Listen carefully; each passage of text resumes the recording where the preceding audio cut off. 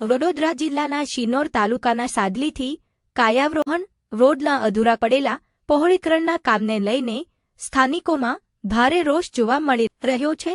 અનેક રજૂઆતો કરવા છતાં કામગીરી પૂર્ણ ન થતા ગ્રામજનોએ મામલતદારને લેખિત રજૂઆત કરી ભૂખ હડતાલની મંજૂરી માંગતા મામલો ગરમાયો છે।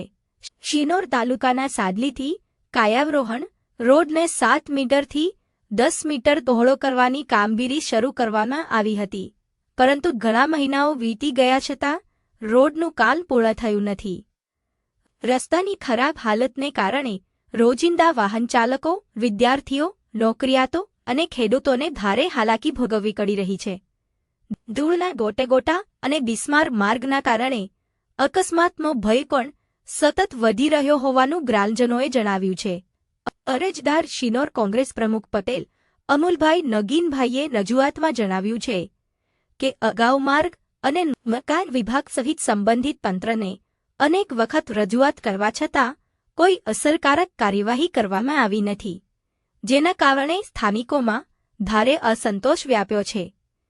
રોડનું કામ તાત્કાલિક પૂર્ણ કરવામાં નહીં આવે તો આગામી 4 અને 5 સપ્ટેમ્બર 2026ના રોજ સાદલી બિરસા મુંડા સર્કલ નજીક ભૂખ હડતાળ પર બેસવાની મંજૂરી આપવા મામલતદારને અરજી કરવામાં આવી છે।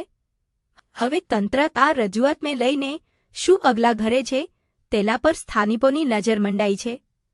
શું આ તંત્ર દ્વારા યોગ્ય કામ થશે ખરું તે જોવું રહ્યું। આજે કોઈ રાજકીય પક્ષને લઈને નથી આવ્યા। આજે જ્યારે અમારા પ્રમુખ દ્વારા સાદલીથી કાયાવરોહણ રોડ જે છે એ તદ્દન બિસ્માર હાલતની અંદર છે અને તે છેલ્લા 8 મહિનાથી આવી હાલતની અંદર જોવા મળે છે। એટલા માટે એમના દ્વારા એવું નિર્ણય લેવામાં આવ્યો છે કે ગાંધીજીના માર્ગે આજે ભૂખ હડતાલ કરવાની છે। તેની માંગણી સાથે આવ્યા છે।